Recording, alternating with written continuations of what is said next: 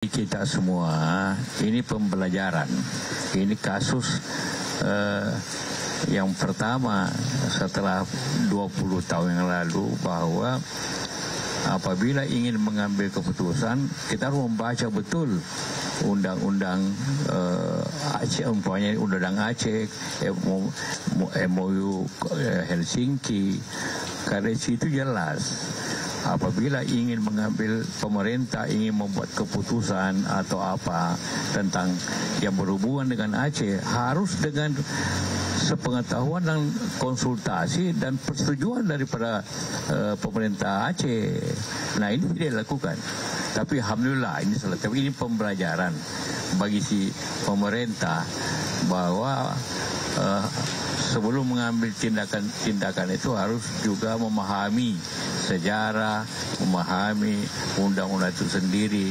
Karena kalau tidak, ini bisa menimbulkan masalah besar bagi kita semua. Tapi seperti katakan tadi Pak Wali Nanggro, bahwa ini merasa gembira karena selesai semuanya. Kita mau malam ini mau bicara serius, tapi karena sudah selesai, alhamdulillah ya. Ya amanah. Tapi alhamdulillah sudah selesai. Jadi tinggal silaturahmi ya, karena kita saling tukar pengetahuan tentang masalah di Aceh itu. Bagi beliau dan saya pasti perlu mengetahui tentang apa seharusnya dilakukan mengenai Aceh itu.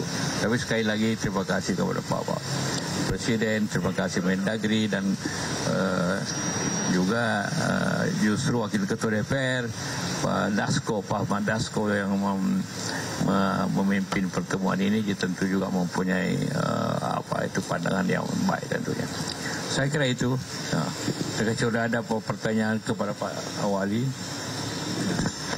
Pak, saya lihat dari Kompak.com, Pak, mau tanya ke Pak Wali Nanggro, mungkin bisa disampaikan respon warga Aceh dari Presiden Prabowo ini yang menyatakan bahwa 4 pulau tersebut kembali ke milik Aceh. Itu bisa disampaikan Pak Wali. Saya rasa mereka itu agak senang dan mudah-mudahan semuanya tenang. Kalau tidak memang agak panas. Itu yang saya khawatirkan juga kan, karena jangan kita menggaruk lagi lukanya lama, itu masalahnya kan gitu. Dan kalau terjadi itu supaya sekali kita akan selesaikan, karena mati efek. Macam tadi saya bilang, ini akan jadi peperangan suku antara Sumatera Utara dan Aceh.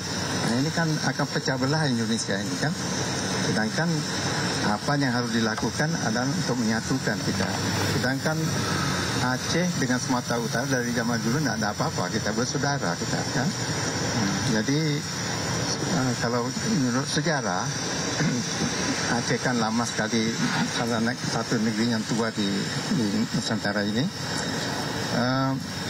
Daerah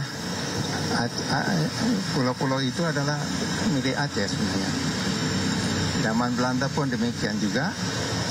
Dan malah kan waktu zaman Aceh digabungkan dengan Republik Indonesia, daerah itu juga wilayah Aceh sebenarnya.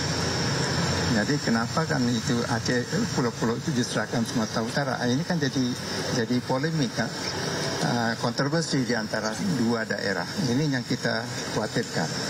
Sedangkan orang-orang Aceh ini sudah panas, ya, adanya pergi ke pulau itu, menaikkan bendera Aceh. Nah, ini kan jadi masalah-masalah lain itu kan. Lagi alhamdulillah hari ini saya senang.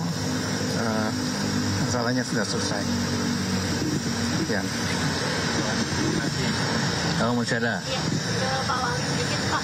Pasca adanya putusan penjarahan pulau ini ke Aceh, apakah sudah berkomunikasi juga, misalnya ke Gubernur Sumatera Utara, Pak Bobi?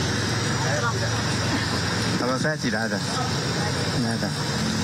Pak Wali, kira-kira apakah akan ada di IPC akan ada pembahasan mengenai potensi gas setelah putusan ini?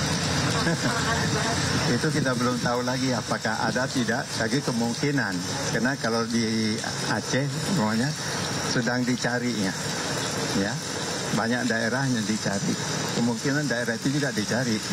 Dan ada juga daerah lain sudah dapat, ada gas, ada minyak. Nah, jadi itu kemungkinan akan datang.